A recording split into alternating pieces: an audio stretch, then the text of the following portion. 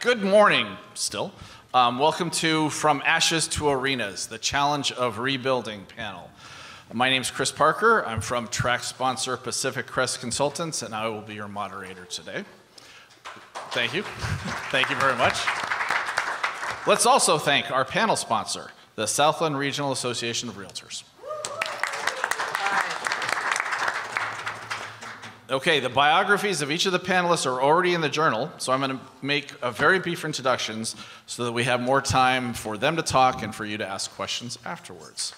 So first, person I'm going to introduce directly to my right, his biography is all wrong. So there you go, the joys of printed deadlines. This is Liam Dillon, and until a week ago, he was a staff writer at the LA Times for about 10 years.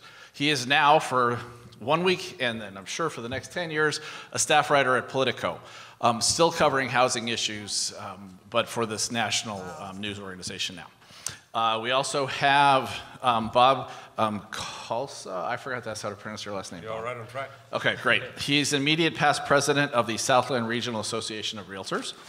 We also have Cecilia Estolano, CEO and founder of Estolano Advisors. And all the way at the end, Alex Atheson, who's the executive director and co-founder of the Foothill Catalog. So the prompt for this session is, every arena leaves its scars on economies, communities, and people. Whether from natural disasters, economic upheaval, or social division, the question is always the same. How do we rebuild stronger than before? In the struggle to restore stability, resilience is the ultimate currency. I'm going to give each panelist a couple of minutes to make an opening statement. However, they did not give us a prompt, so I'm going to give them a prompt.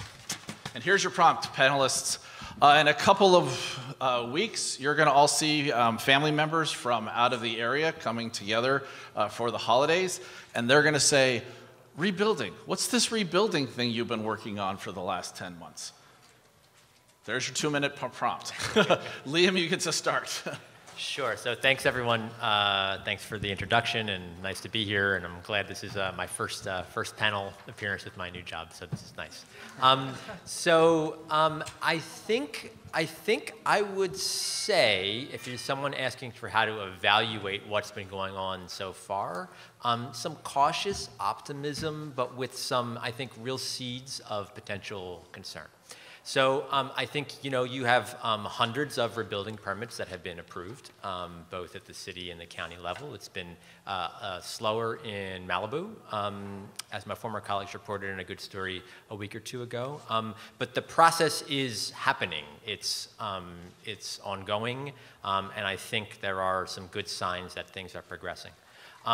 There was, been a lot of chatter about fastest recovery or fastest debris clearance in the history of the state or the world even. And I think there are a lot of good stats that show the debris removal and that process has gone a lot faster than it has in a lot of other places. I'll talk more, I'm sure, during the panel about kind of my final story at the LA Times, which was a comparison of rebuilding efforts at major fires in recent years, major destructive fires in recent years.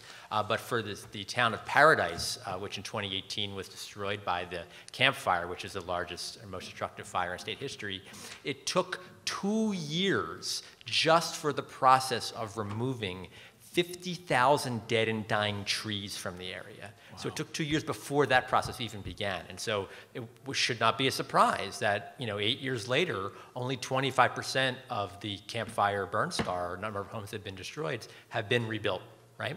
And so that's, excuse me, a large part of it was the fact that the debris clearance and things like that took a really long time. Here, that was very fast. That being said, again, going back to this comparative analysis that we did, we looked at some of these other fires, including the Camp Fire, and we found that in every case, there was a home that was complete between 7 and 9 months after the fire.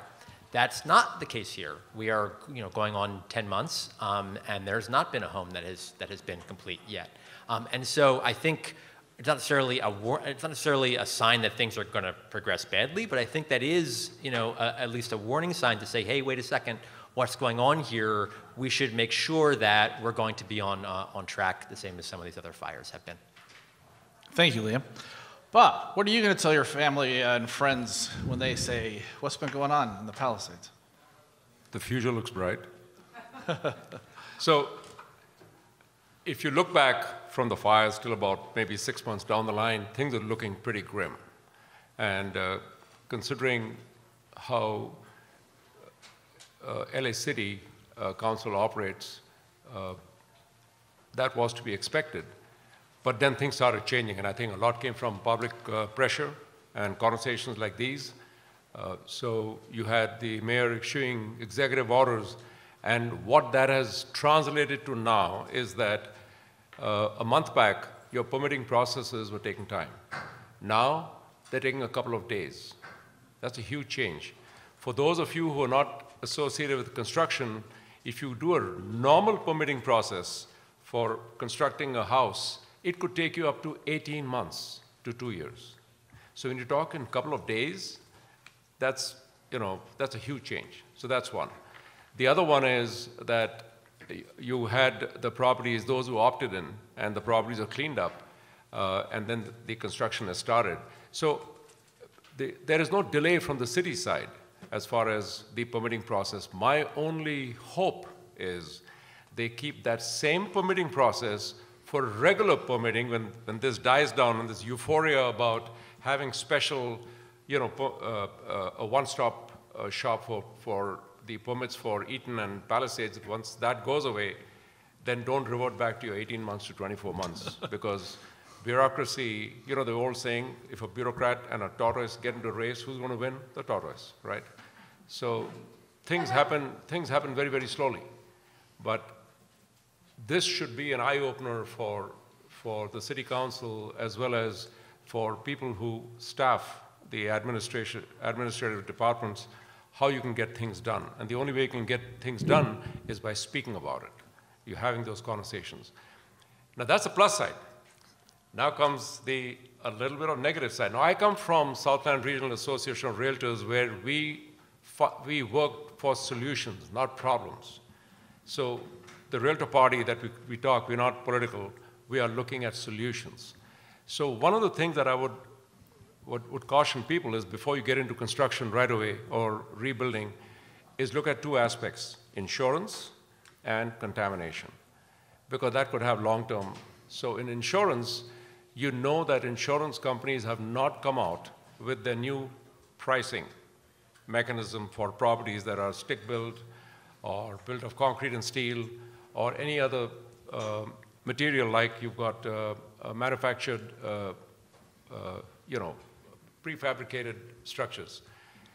Look at that because right now they are looking at it at a national level of how to insure properties, and I can pretty much guarantee you this, that if you're stick-built, you're going to be on a higher level of risk, and so your premiums are going to be higher. So before you dive in and get in, most contractors know how to do stick-built. Very few contractors know how to work with, there are specialized contractors, even though the license is the same, or how to construct properties with different methods of material and construction.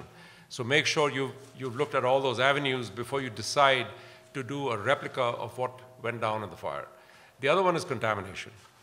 So today, the Army Corps of Engineers had cleared the top 6 inches. But contamination, especially the stuff that you store in the garage, plastic cans, batteries, Teslas, I'm taking a brand name, but it could be any EV. Those batteries made of lithium, they are not easily, they don't detoxify themselves. If you try to dispose it, they become more toxic. So all that is going to penetrate in your ground, and then with each rain, it is going to keep going down. It'll be your problem when you try to resell that since the history of a burn is known, it'll become your problem now to get that property, to get a clearance. So be careful of that, and you might as well get that done right now, and then you'll be safe going forward. And for now, I think that's enough to Thank you, my Bob. guess. I hope you guys, you have paper and pens in front of you, so there's a lot of actual critical information that's already come from the first 2 panelists. Cecilia, what does rebuilding mean to you 9 months later? Well, what it means to me is one thing, but what's actually happening is another Okay. thing. So if my family said, so I was one of the people who was displaced and lost their home in Altadena.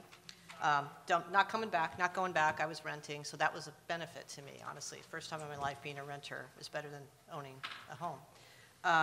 But I had the honor to serve on a commission, on this Blue Ribbon Commission that Supervisor Lindsay Horvath convened on climate action and fire safe recovery, and we worked really hard on this report for 3 months with UCLA and experts all across the country.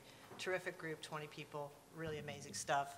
And if you can, you should download it on the Blue Ribbon Commission website, because it's not just our recommendations, but the stuff that UCLA put in about all that they learned from previous disasters is super interesting.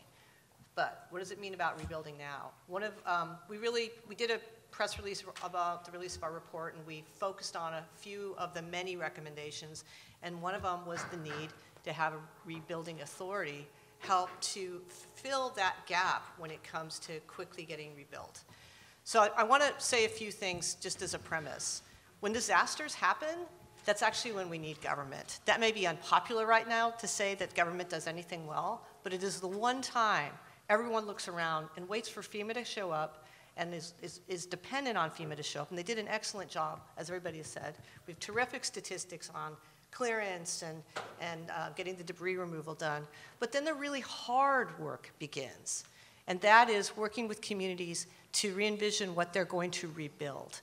And Liam's absolutely right. You know, we've kind of stalled a bit in the 2 different fire zones for different reasons. They're structural.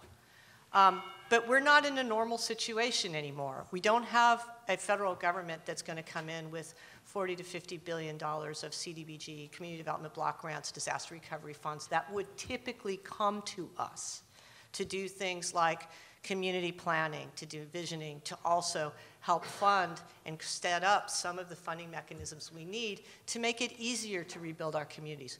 We are on our own. In fact, the federal government's shut down. And we're now 10 months into this. This is a critical time where all of the adrenaline and the wonderful goodwill that came out of Los Angeles, where people just pitched in to help people, house people, do disaster recovery work, that's now dissipated because the Dodgers are losing. Other things have happened. A lot of other things are happening. I mean, all joking aside, but you know, it's a cycle in disasters. So now we're in a really tough spot. There have since been subsequent disasters, and by the way, in a day or so, people will stop being able to get food assistance, okay, through SNAP. So we have cascading disasters that have nothing to do with a firestorm, and that's diverting other people's attentions. So this is when something like a rebuilding authority would have been really helpful to help buy properties where people couldn't rebuild, were underinsured, or just didn't have the capital. Because what you really need is you got to have the will, you have to have capital, you have to have labor, and then you have to have a helping hand to get through this process, in all honesty.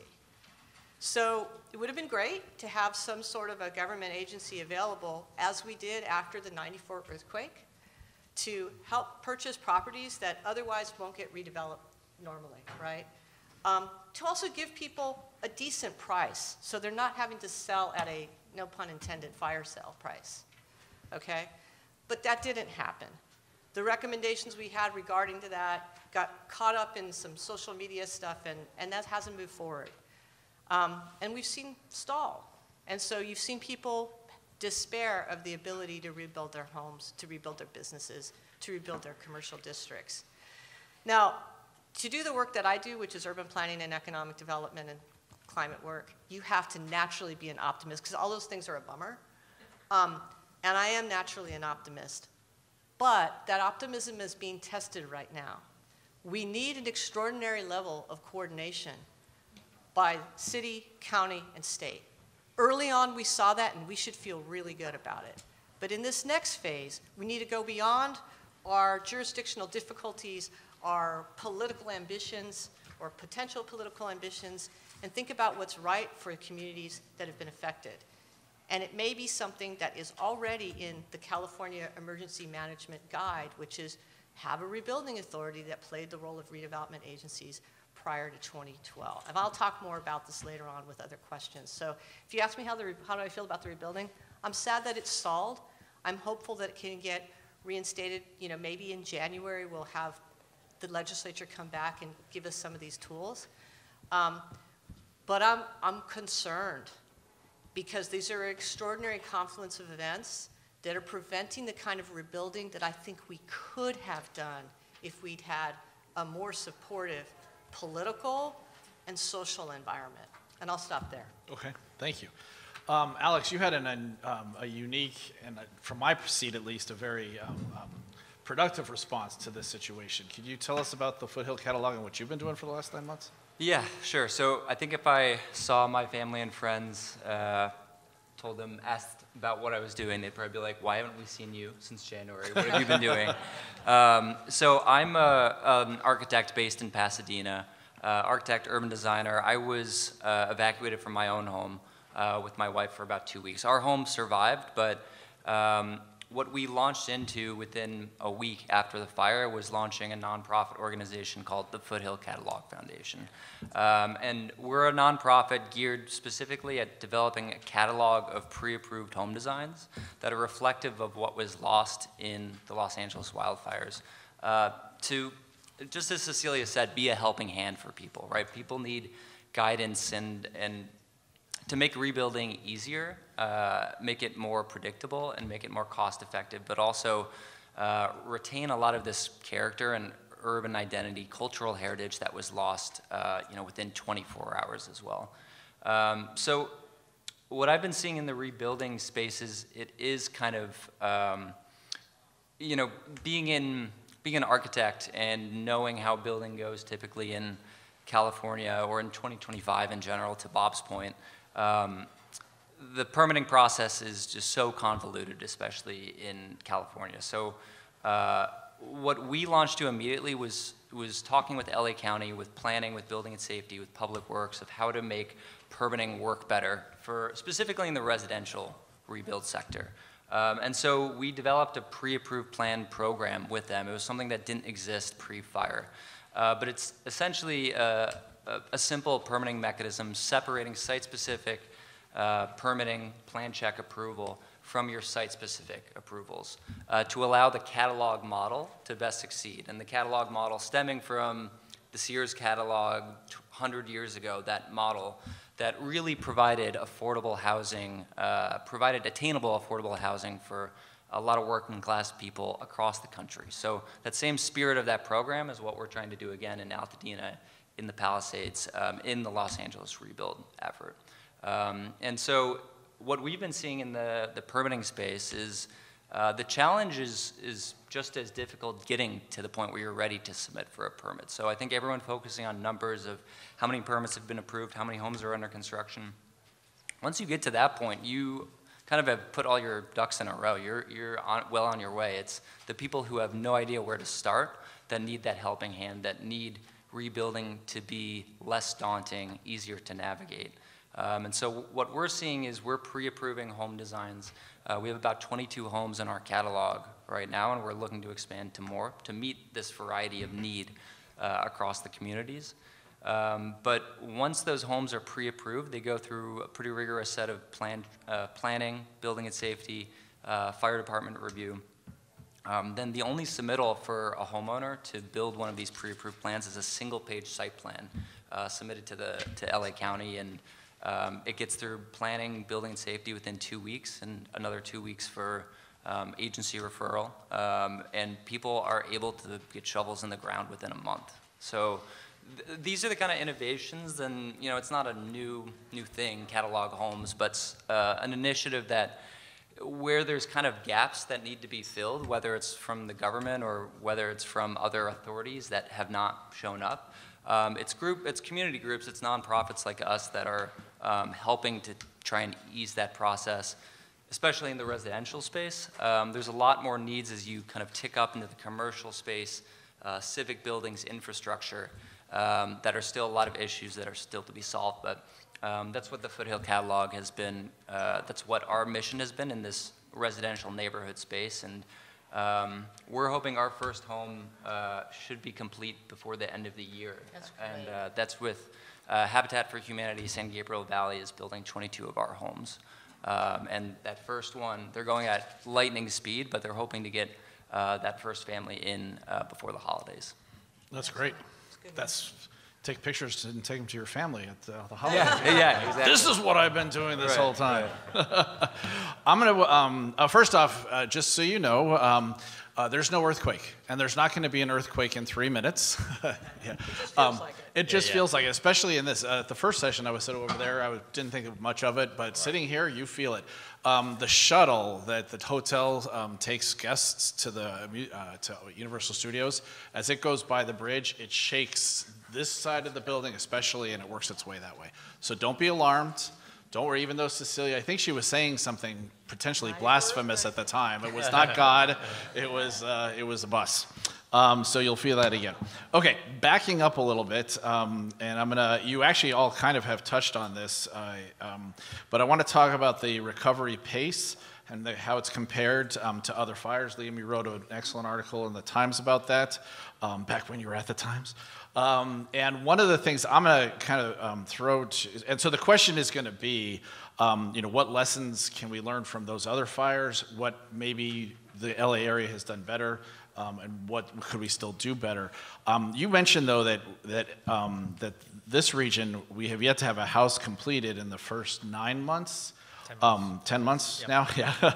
And I wonder, and maybe I'm being, LA biased, but the homes in the Palisades are in general much bigger homes. They're much more extensive. A lot of them have basements. Is it possible that part of this is just the type of home, or is this really LA is like, after the first exertion, LA is lagging? Sure. So I could go on for an hour just about this point, but I think I'll start with just the stats that I've found from the coverage that we did, and then we can kind of go on from there. I'll maybe make one point that I think would be relevant to Alex's work.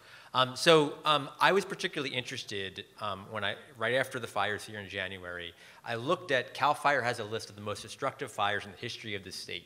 And I was absolutely shocked when I saw that 70% of the 20 most destructive fires in the history of California have all been since fall of 2017. Yep. So the last 8 years, 14 of the 20, all since fall of 2017. Yep. And so that got me thinking, oh, interesting, this is a shocking sort of stat. A lot of these fires were 2017, 2018. These are the fires that we remember, the Tubbs fire in wine country in 2017, the Camp Fire that I already mentioned in 2018, the Woolsey fire that was here in Malibu also in 2018.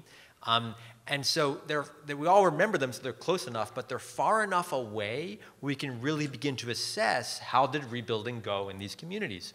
And so myself and some of my now former colleagues at the LA Times examined the 5 fires where more than 1,000 homes were destroyed in this most recent period, excluding, of course, the January fires. So that was, as I said, the Tubbs fire, the Woolsey fire, the Camp Fire, the Carr fire, which was in Shasta County in 2018, and the North Complex fire in Butte County in 2020. So among these 5 fires, there were 22,500 homes were destroyed across them. And what we found that as of April 1st, only 38% of homes have been rebuilt of those 22,500. And so to me, that was, again, a really surprising and strong statistic that shows that rebuilding takes a very long time, and also it, in many cases, does not happen at all, yep. Right? And so we then wanted to, using this kind of high-level information, dive into what some of the differences were. We found vast differences between fires. So the Tubbs fire, which was the wine country fire from 2017, about 80% of homes that were destroyed have been rebuilt there. That's comparison to the North Complex fire, rural Butte County in 2020, less than 5% of homes had been rebuilt. And so you see a huge variety in particular fires for whether and if rebuilding occurs. So digging deeper, right?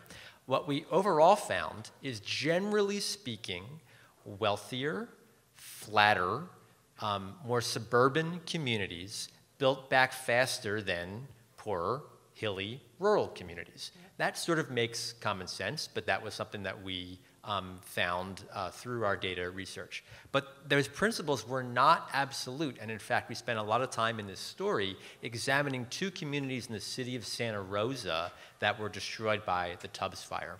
One was a community called Coffee Park, which was sort of your typical suburban platted development that was built in the 1980s, kind of a very like regular kind of normal homes before the fire were smallish, 2-3 beds, you know, $500,000 to $700,000 of value, compared to a community called Fountain Grove, which was sort of the wealthier area in Santa Rosa. Both same number of homes roughly destroyed in the fire.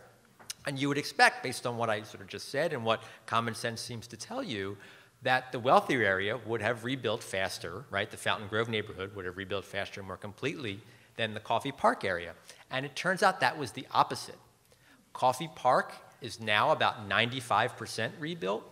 Fountain Grove, 75% rebuilt. So a big difference, a 20-point difference in the rebuilding percentage. What describes this?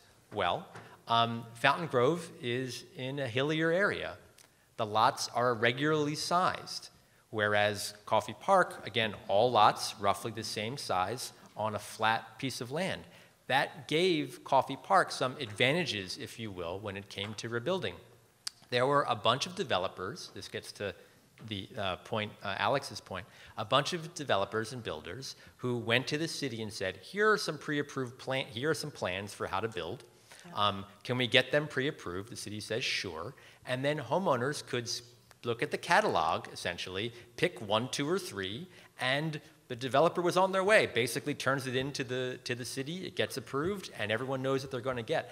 I talked with one guy who, in Coffee Park, who was telling me, look, I was house number 82 in among my builder, and so I could go down the street and look at 81, and 81 they were getting windows that were getting put in, and then I knew next week I was going to get windows put in my house as it was getting built. So that sort of factory-like, catalog-like, model-like process allowed for Coffee Park and homeowners in Coffee Park to rebuild at a faster rate than your Fountain Grove homeowners, who almost exclusively had to do custom builds. I'm going to stop here. There are a lot more reasons, and I can keep digging into them as we kind of continue the conversation. But just one of the points about how the structure of things really matter when it comes to rebuilding. Bob, go ahead. So I just want to clarify, and by the way, we haven't met, but I emailed him last year because there was an engineer from San Francisco who was building multifamily, and literally, while following LA City rules, and LA City sued the engineer, but he won every time in court, and I know you may be remembering it, and he's constructing on single-family lots. So Liam really has a lot of background on that, and I'm glad you're here today, and I finally meet you. But I want to clarify wealthy, because this word wealthy, you have to understand it. If you own a $5 million home in let's say, Palisades, but your income is Social Security, you're not wealthy. You may be wealthy in assets, but if your house burns down, who's going to give you a loan? You don't have the income to pay that loan off. That's the problem with the majority of the people in Palisades who are on retirement, Social Security. And because I've been approached by quite a few of them, I have to list 2 properties, and that's the problem they have. So when you say wealthy, wealthy doesn't mean that right away that they can reconstruct. So they have no other option but to sell, because they don't have the money to rebuild. So, and I just want to clarify that, I didn't want to, but wealthy, and so when you find these statistics, you got to go a little more deeper and find out why is it 80% rebuild there and 38% here. So that's one of the things. The other one, which you mentioned, I was going to go there, pre-approved plans. City of Santa Clarita, you can get, they've got pre-approved plans. They haven't reached for houses, but they've got pre-approved plans. You want to put up a deck, you can get it in an hour. You just select which one you want, and they give you the approval right there. Instead of going through the whole permitting process, you submit your drawing, then they'll come, the inspectors come, they've already got it pre-approved. This has been suggested that we have the city hires architects and engineers, and I don't want to put you out of business, Alex. There's plenty of work to but go around. They hire, and because in Eaton, as well as Palisades, even though you've got larger lots there, you have homes that are like cookie cutter. They're identical. And if you have plans, 4 or 5 plans, the city hires architects and engineers and contractors, and they come up with this design, city has them. City can decide as a policy. Remember, we create the rules. When the city official says, oh, the rules are there, we can't do this, well, we made those rules. So we got to change it. You get those plans, they're pre-approved, and then you buy it off the city. City doesn't have to go through a permitting process because they're already checked. All you have to do is now do the groundbreaking and hire a contractor and go ahead. You can do the same thing in LA City, you can do the same thing in other areas where it's up to the homeowner what you want. So if you've got some designs which are already there which you can use, if you don't have money to pay an architect and an engineer, remember, it takes months, it could take even a year or a year and a half by the time you go through that whole process, because there are a number of times you go back and forth, and even once you get it permitted, what delays things and costs is change orders, when a little change has to be done here. All that can be prevented if you have pre-approved plans. So I completely agree with what Liam said, that cities should have this and offer it as an out for people who don't have all that money. They've got a pre-approved design, and they construct on that. So Alex, I'm sorry, Cecilia, let me skip over to Alex real quick because the spotlight is on you. Yeah. Why did you just do Altadena? Why aren't you giving us pre-approved catalog for the city of Los Angeles? They're coming. Okay. And the city and our talks with the mayor's office, I mean, we showed how efficient the pre-approved plan program was in LA County. And this did exist before in the ADU space. There were pre-approved ADU programs. There was a state mandate, actually, that every jurisdiction needed pre-approved ADU plans for people to use. So LA County did have a pre-approved ADU plan with 3 pre-approved ADU designs that anyone could just go in and choose to build, and you could do some site-specific permitting and have expedited review. So out of those 3 plans, how many people do you think took advantage of that program? Thousands. It was zero. Zero. Not a single Close. LA County Zero. pre-approved ADU was built during that program. So Wow. clearly the program wasn't working. Clearly the city, the county are kind of checking the box from what is actually useful for people and what people actually want too. And the biggest threshold for us is crossing how do you make pre-approved plans, standard plans, catalog plans attractive, Yeah. or like people get excited about the home that they're building. And I think that's sort of what we've catalyzed through this community organization, this nonprofit, and actually drawing on the architectural character of Altadena and what makes it so special. And Palisades has a similar history. So it's not just a simple policy procedure and putting the program in place. There does have to be intelligence on the permitting side, on the design side, to actually make these things work. And because of the interest that we've been spurring with LA County, LA City has taken interest. They've launched a pilot program, and we're working with them to make it as robust as the county's program. The city is a different machine than the county too, but we're hopeful that they can have a similarly robust process as well. Great. Can I ask a question of Alex? At this point, I believe you and I spoke maybe 3-4 months ago for a story, and at that point there was one home that had been through this pre-approved process, correct? And so what is the current status of that, and how many are there? Yeah. Yeah, so we've, that first one, so the Foothill Catalog submitted our pre-approved, our first application the day that this program launched at the end of April. And that process took about 2.5 months.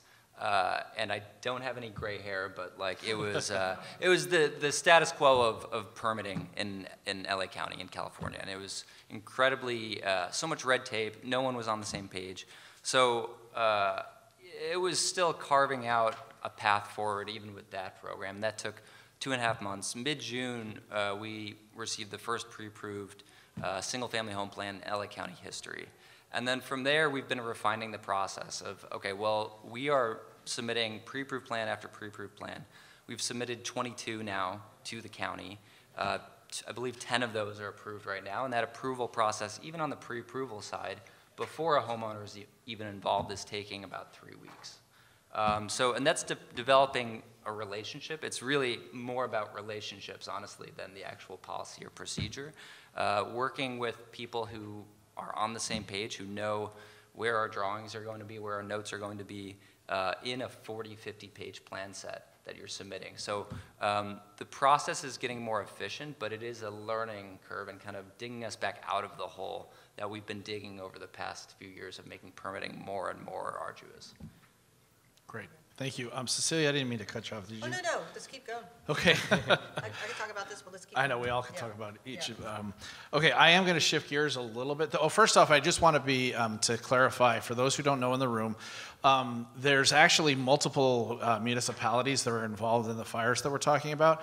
We have talked about the City of LA, which is the Palisades area, also the County of LA, the Altadena area, but the County of LA also, there were some fires lost near Malibu between Pacific Palisades and the City of Malibu that are administered. Sunset Mesa. Yeah. Sunset Mesa, Yeah, that are administered by the county. And our experience at Pacific Crest is that for those houses, we're going to the Calabasas office, whereas the Altadena projects that we're permitting, we're going to the special Altadena Santa One-stop office. shit, yeah. Yeah, thank you. And then the other municipality is Malibu, and as Liam mentioned, and you might not have heard, Malibu is its own animal, special situation. There was Gallows Humor that Malibu recently celebrated that they accepted 2 projects for rebuild. Not that they permitted, but that they actually, because Malibu is Malibu, and they a lot of times push around their property owners. Just wanted that background. So you're going to hear LA County, LA City, Palisades, Altadena. These are actually different municipalities. City of And Sierra Pasadena, Madre, too. too. And City of, oh yes. And Sierra Sierra Madre. Madre, yeah. I mean, Yeah. Pasadena lost almost 200 structures, which is immense, but kind of pales in comparison with a lot of these other jurisdictions. But Thank good you. to know kind of all these different details. I forgot about, yeah, so more than just the 4 that I mentioned. So there you go. Okay, so with that, just laying that groundwork, let's switch a little bit because we are at a Industry and Commerce Association event. I think that Palisades and Altadena, my own personal experience of those, is 2 of the more cool neighborhoods, communities in terms of independent business owners. Right. They were not places where you saw a lot of chain businesses. So it's tragic that we've lost so many of these independent businesses that were defining businesses for those communities. What needs to be done to bring back neighborhoods serving retail, and also, by the way, schools and churches and other stuff? Because there's a lot of focus on the houses, rightfully so, but what do we do about making sure that those communities, when they're back, are as unique as they were before the fires? And I'll take that question. So on the Blue Ribbon Commission, I co-chaired the land use working group, and we spent quite a bit of time talking about that because these are distinctive communities. Anybody who ever visited or lived there knows that Altadena and Palisades, there was a really beautiful feeling to each of them. Very different, but they were locally driven, local serving retail. There was a community feel. You can build back a bunch of housing, but unless you can build back that connective tissue, you don't have the neighborhood come back. So the good news on the Altadena side, which I know much better than the Palisades, I know other folks like Bob know the Palisades much better, is actually our zoning is in great shape because we had these very intact commercial areas that under current zoning community plan can rebuild with residential on top of commercial. And frankly, that is what it's going to take. And I think but on its own, it won't just organically happen because what do you need to support commercial? You need the rooftops. So you have to have the housing come back at the same time that the commercial is coming back so that it's a vibrant community. If there's a market failure, which there is right now, what can you do? So this is also interesting. You have a lot of philanthropic and financing institutions that wanted to bring in money to these communities, want to bring them back. So one of the members of our Blue Ribbon Commission, this is her specialty. She used to actually be in the Biden administration doing finance on this type of work. And so she's now at a community development finance institution, a CDFI.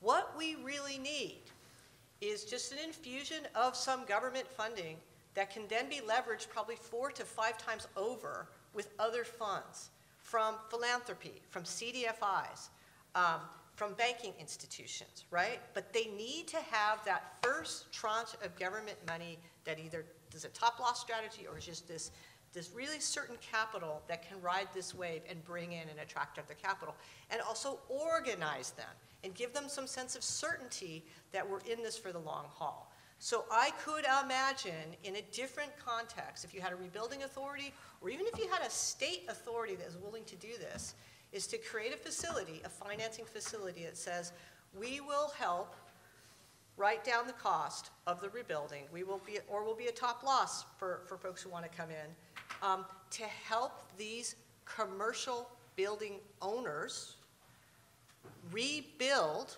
or revitalize. Some of them still have structures there that have to be mitigated anyway. Well, what if you'd allowed them to come in and put 2-3 stories of residential on top so that it pays for the retail? Enables the retail to be held at a low enough value so that can essentially be cross-subsidized by the housing, right? Otherwise, you will get national chains if anybody wants to come into these areas, because the timing is quite tricky. We don't have a residential base yet. The few community assets and retail establishments are having a hard time. There are not enough people coming to the restaurants because there aren't any people living there anymore. So that's what it's going to take, is an intervention, active intervention. Philanthropy wants to come in. CDFIs want to come in. They need someone to organize them in a fashion. And that's why having, whether it's a disaster recovery zone or resilience recovery zone, whatever you want to call it a ham sandwich, I don't care. You need to have a zone that's delineated where you're saying, yeah, we're going to go with we're not going to do a big rezoning effort. We got all the zoning that we need. We got all the permitting, but we're going to handle this, and there are not that many properties. So there's a group called Altadena Village. They've actually categorized every single property on Mariposa and on Lake Street. These are the two key commercial strips in Altadena. They know who owns everything. They've gone to talk to the property owners. They've talked to the businesses who were renting from these property owners. They've got a catalog, but they don't have capital. So you need, if the county wanted to do it and said, we're going to take our economic development agency, we're going to have them do a recovery zone so that the bonds could be issued that would then generate the money that could then attract this other capital and create the possibility of this residential over retail, you could have a real vibrant recovery. And just the fact of doing that would give more certainty to the people who want to come back and rebuild their homes. So that's what needs to get done, and we need to do it now. It's getting a lot less attention than the residents. Totally understand that. But unless we are very intentional about actually rebuilding these commercial corridors, the Altadena, you know, that wonderful, beautiful place, Altadena, is not going to come back, and the Palisades is going to feel really differently. I mean, Caruso is still going to be there forever, but whatever. Anyway, Bob, I know you've got an opinion on this, so I really want to get you into this. Because this is what I do. This is my bread and butter. So I do land development. And you need to understand, why aren't commercial properties and schools and churches coming back that fast? Here's the problem. The valuation of, so the business owners don't own the real estate. That may be very, very few who own a freestanding building. That means that's the only building and they do business out of it. Rest, they're leasing from a shopping center owner. Now, how is a shopping center commercial property valued? It's valued based on the income which is generated from the rent that comes from the tenants, comes to the shopping center owner. That is capitalized by a discounted rate, and that's how you get your valuation. All appraisals follow that. But if you don't have tenants, what is the value of the property? Practically zero, just land value. The structure's got no value. So it doesn't have an alternative use unless you do massive adaptive reuse. So therein lies the problem. If the property is burned down, how does a property owner get the capital to rebuild? That is where Cecilia was talking about, you need seed capital. You need some money to start off, because once the revenue starts coming in, then the owner can pay back. But to start off, you need that. And this applies to schools, which are ignored. You can't have homes rebuilt, families coming back, and there's no schools. Schools are three types: private, charter, and public. They have different sources of funding, but they're pretty much, they all need funding. And the funding tracks are different, which means your involvement, your community's involvement is extremely important to get the schools back on track, as well as the churches. They are meant for you. You may not be of that denomination where the church is catering to, but it's a part of your community. So this is everybody's involvement. Otherwise, you will not see them coming back up because of the difficulty in getting funding. Remember, churches get funded based on the collection from the congregation, which is a variable amount, which is why very few lenders will lend to churches. So you have to understand how this works and how they come up. What she said is the crux of the issue. If you want to have a commercial property, City of LA, most cities now, they're looking for mixed-use development. Mixed use means commercial or office, retail at the bottom, and residential on top. It does two things. It reduces the gap between demand and supply for housing. And second, most importantly, especially in a lot of areas in LA and in other parts of our county, when you have residential on top of commercial, the property is sort of manned. I'm not trying to be sexist, manned, but there's people around 24 hours. Eyes on the street. So Eyes on the street. crime drops.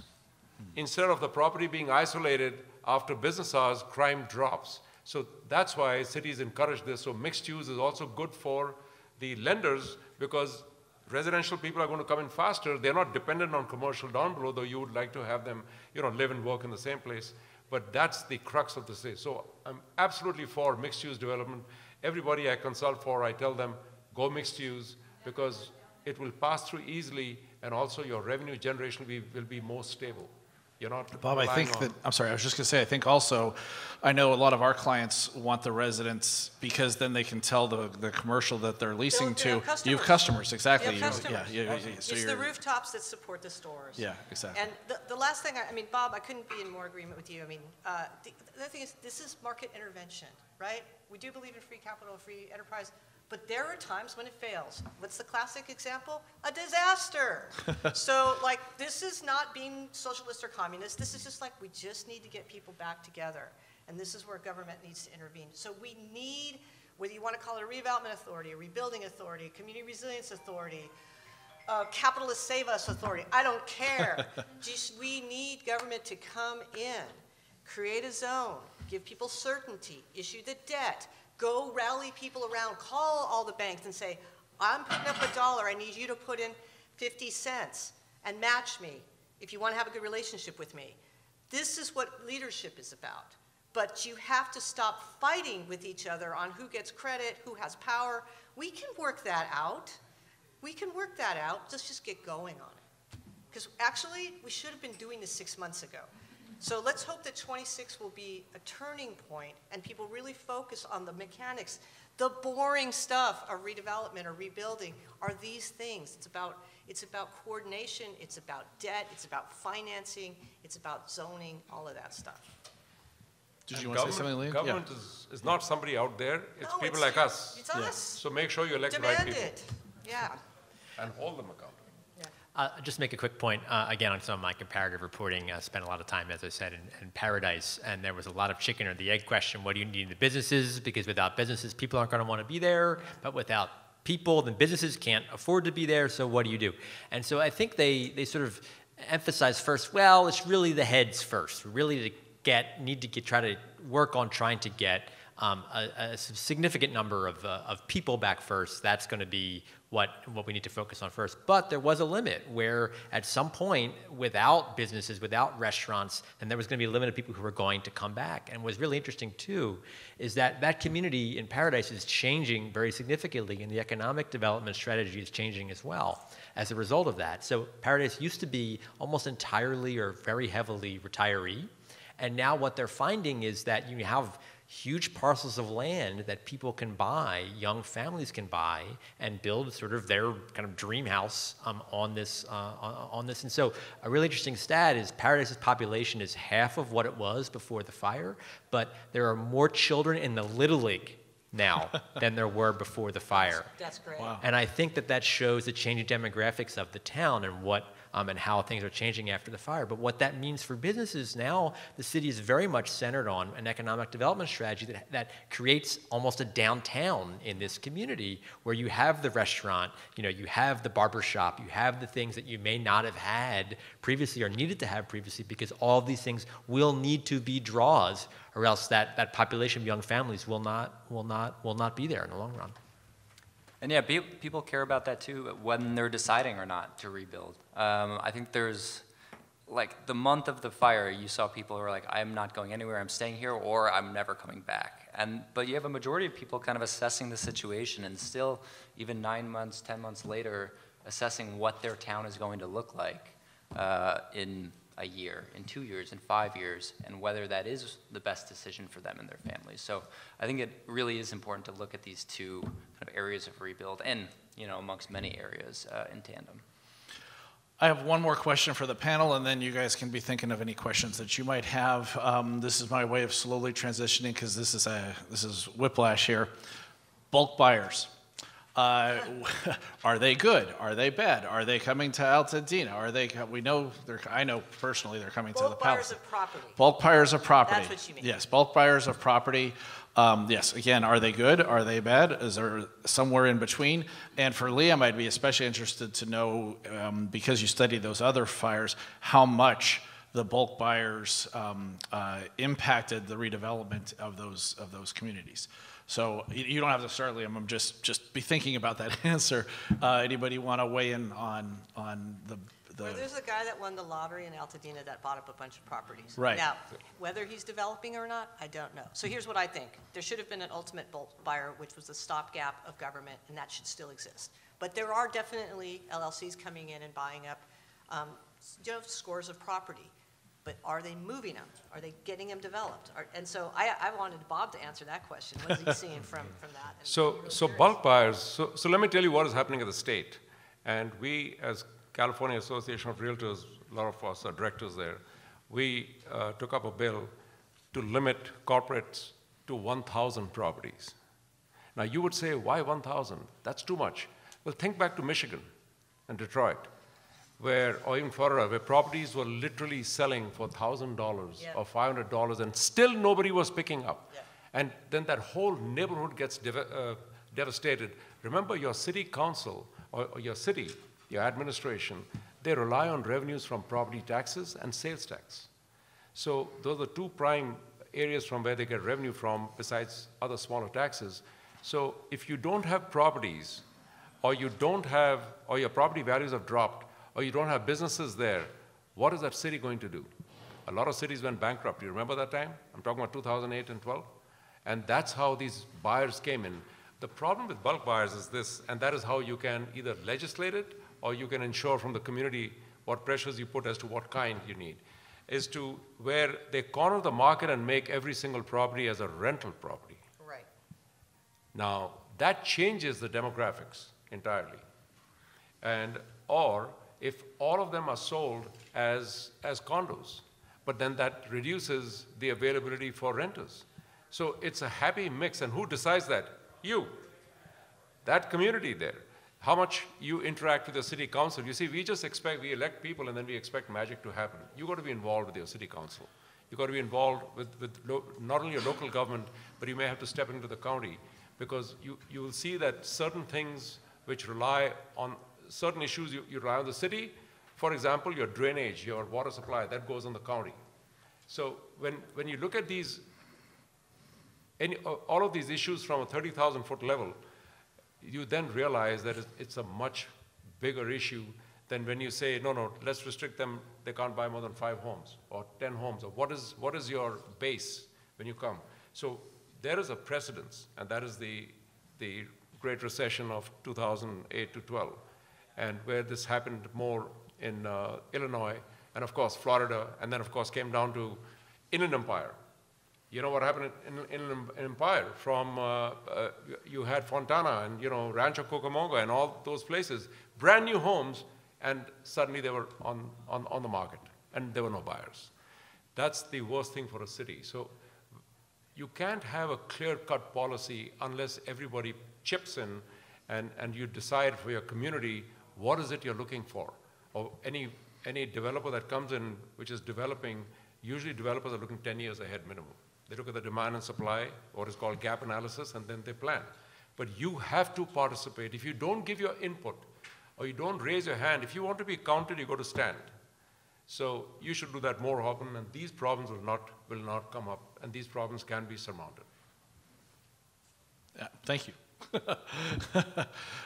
So bulk buyers kind of okay, but we do want to put limits, but right now the government's not doing any kind of limits, so we need to be vocal.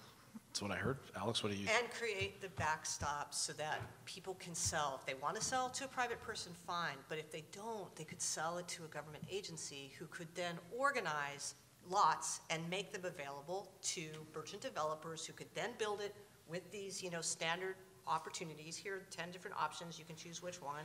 Give previous residents a first look at those. They'd have the first chance to purchase. That's what we were proposing. Then if they don't want to come back, cool, then it's open and available to the whole market. That gives folks an option.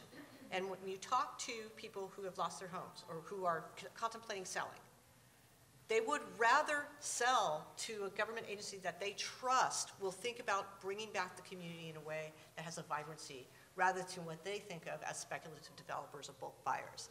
So give people options. We're not mandating that they sell them to a government agency, but make that available, and especially if the government agency can provide them a fair price, as opposed to just taking advantage of their tragedy. So bulk buyers, we don't have constraints on it now. We need to provide some options if we're not going to regulate. At a minimum, provide some sort of backstop to preserve the integrity of the community. Yeah, I totally agree. Right now, that void it's just like is that. being filled with nonprofit organizations, affordable housing nonprofits that are piecing together 1, 2, 3 lots at a time, because that's what they have the capacity for. They're trying, but it's a much larger issue. And Bob, maybe this is a good place for you to explain kind of the trend of, we're seeing a lot of land prices, lot sales in Altadena go down as lots in the Palisades actually are getting more and more expensive. So that's been an interesting trend that I don't know how many people expected, but it totally changes homeowners' decisions of, well, how valuable is my land without a home rebuilt on it? To be fair, we predicted it, that this would happen certainly in Altadena, that there would be a point at which people would give up because they ran out of money and they ran out of heart and they had despair, and that the market would be flooded with properties and it would depress the values. And then you're in this vicious downward spiral. So, and that's really important what Alex brought out. I'm going to give you a different, something else and then relate it to this. In Palisades, what is the biggest problem? And you watched it on TV. Access. Yeah. You had one road, Sunset Boulevard, and everything else by today's codes would never be approved, because you need a minimum width for the road for two-way traffic, for fire trucks to get through. And if you allow parking on the road, and you say 14 feet is the minimum width or 20 feet, and now you've got parking on the streets, that's gone. That's why you need bulldozers to bulldoze the cars out. That delays the response time. So if Palisades still has only one road, and you can't really do much unless you exercise eminent domain, in which some political careers would be ended if they even suggest that. So how are you going to resolve that? That's again where the community comes up and decides, okay, if we are living here, what do we need to do with the land that we've got? Unless this becomes a community participation, it's not going to come from top, because that would be political hierarchy. So now you go to Eden. In Eden, the focus was on Palisades, unfortunately, call it for whatever reason. Eden, there are families, they own the property, but they don't have the wherewithal to come up with a loan for reconstruction. And if also remember the way the homes are constructed, some of them looked a little, higgledy-piggledy. They were not in an organized fashion, if you see the layout. And you want to see a community plan. Unfortunately, the community plans were not coming up fast enough to show how would this rebuild area look like. So people will not rebuild. They will not go in, or even an outsider coming in, unless they know what is going to happen here. That hasn't happened. And until today, I don't think that has happened. You need to see a community plan. You need to see what are the changes going to be here. Where are the parks? Where are the schools? Where are your community centers? How are the homes going to be look like? Is there gentrification? You need all these things. That's why your city elected officials have to be proactive. This could have been done much faster. Then you wouldn't be having people sitting and waiting and watching, and that is why homes in properties in Eaton went down. I do want to make a point on that. You need a community plan, and I want to actually point out Richard France, who's sitting over there with our firm. We've been working with a group that got a contract with United Way to actually coordinate that kind of community plan visioning. But what they decided, there's been so many little community plans happening here and here and here. There's a profusion of interest among people in the Altadena area. So they're inventorying all of them and they're supposed to be producing the people's plan. Because they're doing what you're suggesting, Bob. Like if the government's not going to do it, somebody in the community has to come forward and say, we're putting together all these plans and here's how they hang. So that at least the expression of the interest of the people affected that lived there can be reduced to something that's in writing, that's in drawings, so that developers can see this is what the people would like. But what we really need is political leadership to then run with that and empower those plans to be effectuated. So in the absence of leadership, people bubble up. And that is happening. So I want to make sure, oh God, I kind of The truck. That is unnerving, man. Maybe you need building and safety to check. Anyway, I know we got more questions, but I just wanted to say, I think Bob's right. Like, government is us. And if we capitulate and we just say, oh, you know what, there's just nothing we can do, then it won't get rebuilt. You actually have to hold people accountable, hold elected officials accountable. So before I open up to the audience for any questions you might have, I asked Liam at the beginning of this question, I told him I was going to come back to him. Yeah. So were there a lot of bulk buyers from the other Sure. areas? So I think I'm going to make a point that's adjacent to the bulk buying question, which is that the rebuilding is driven by the people who were there before. And how do I know that? Well, it was actually really interesting that this was occurred across fire, whether you had a robust rebuild, relatively robust rebuild like you had in the Tubbs fire, or a relatively not robust rebuild like you had in the Carr fire, the Woolsey fire, the Camp fire, where less than half of the properties have been rebuilt. Across that, the lion's share of the rebuilding completed homes occurred between 14 to 18 months, and then about 3.5 years. So that kind of 2-year period is where the lion's share, whether you had a large rebuild or a small rebuild, the more than half of those that were rebuilt, if this makes sense, happened during that 2-year period. And that's because that was being driven by the existing property owners. Why? Well, their insurance is running out, like they're not going to be away from their community for more than 3 or 4 years, right? All this sorts of stuff. But like that's where you see, and that's what I think we're going to see, that was a really strong finding that we're going to see here, is we're going to know how much of the Palisades in Altadena will be rebuilt, about 3 years from now. And that's going to be a really strong number because it's being driven by the original homeowners. And also insurance. Not Right. insurance, Right. Settlement with utilities. Right. Oh, yes. Which, well, that's another point, yeah. I mean, that is also a big infusion of money. Again, federal government's gone. So infusion of money will come from these settlements. And depending on the fire. Well, and not Palisades, but only Eaton. Only in Eaton. Only in Eaton, Yeah. yes. Yep. The only problem I've got with settlements is in the end, you're going to be paying for that. Oh, no, I know. I'm just saying that is a determining factor on when things get done. And the settlement, I think with Edison, they just released what their voluntary settlement was. Because from next month, watch your utility bill. It's going to be higher. No, they already said. Yeah. I know. Yes.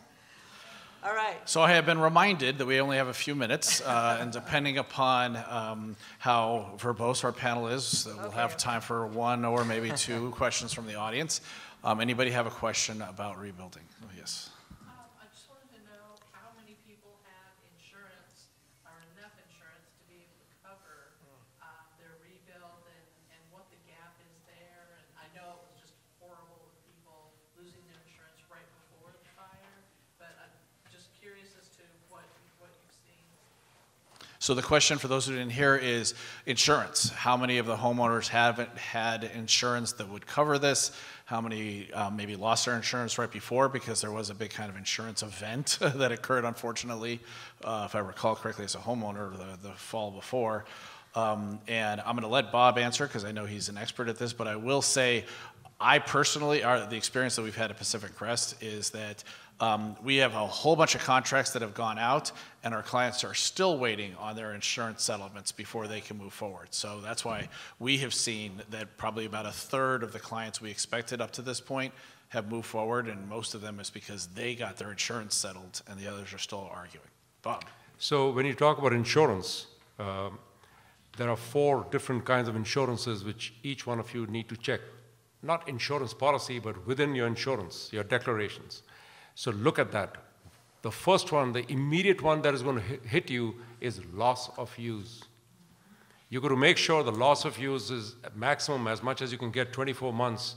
That is going to take care of you are living in a hotel or you're in a rental property, you're getting furniture, you're paying your bills, that is going to cover that. If that amount is low because you didn't look at what the insurance agent gave you, you're going to run out of money real fast. The next one is loss assessment. That's if you're in an HOA, associations, and they levy an assessment on you, $50,000, where are you going to pay that? That's insurance is going to cover. Make sure you got adequate coverage there. The third one comes with your property, which is, let's say it's $700,000. Usually they'll add another 10%, $70,000, and other structures. But the most important one is building and code upgrades. If you don't have building and code upgrades, they're only going to cover you for what you had earlier. And the second most important coverage, along with building and code, is replacement cost value. This has become a huge issue now for insurers. They are not going to insure any commercial property within a fire zone, none whatsoever, with RCV. Wow. You're not going to get replacement cost value. They've already announced that, all insurers. So you as a homeowner make sure that you've got these coverages because you will need them as soon as you don't have use of your property. So the impact of insurance and the payouts is, remember, this is a catastrophe. This is not a, some properties damaged. This is a catastrophe, not only for the individuals, but also for insurance companies. So when they are dealing with this, they are, of course, going to be, then you get pressure from the state, our commissioner, that the payouts have to start. Immediately you'll get the adjusters coming out and assessors. So you have to make sure that you have somewhere with you your insurance policy, you know the number, you know the coverage, and you know the contact information. That's essential. Because if something goes down and all your paperwork is burned, where are you going to go?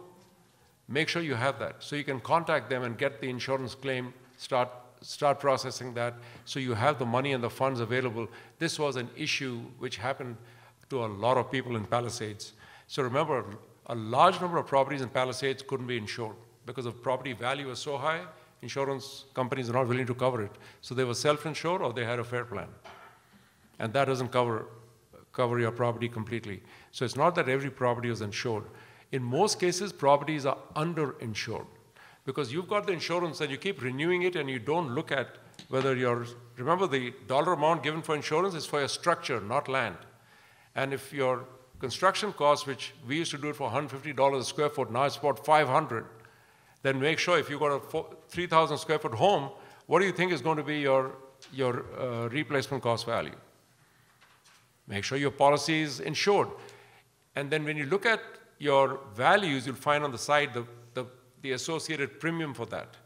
And then you wonder, okay, I'm going to pay $150 more. Pay that. Make sure you have the coverage. Otherwise, if you get involved in an actual burn down, there's nothing else left with you except that policy. So my advice would be pay a lot more attention to insurance policies than your own kids. I don't mean that. I don't mean that. What I mean is pay equal attention. Thank you, Bob. Unfortunately, I have been told multiple times that our time is up. So this is all the time we have for the panel. I suspect that they will all be available if anybody has any individual questions. At this time, on behalf of Pacific Crest Consultants, I'd like to say we were proud to sponsor this track. I hope that you all enjoyed not only this, but the morning session as well. We're happy to be a part of that. Let's also thank our panel sponsor, Southland Regional Association of Realtors, for sponsoring this one individually. And a separate round of applause for our panelists for spending the time here. So the lunch starts in a half an hour, and we have notes too. If you haven't filled out your bingo card, go visit those booths. They're going to be open for at least the next 15 minutes. A lot of the booths will close before lunch starts, so go fill out those bingo cards. Thank you all very much. Thank you. Well, yes. Absolutely. I follow you.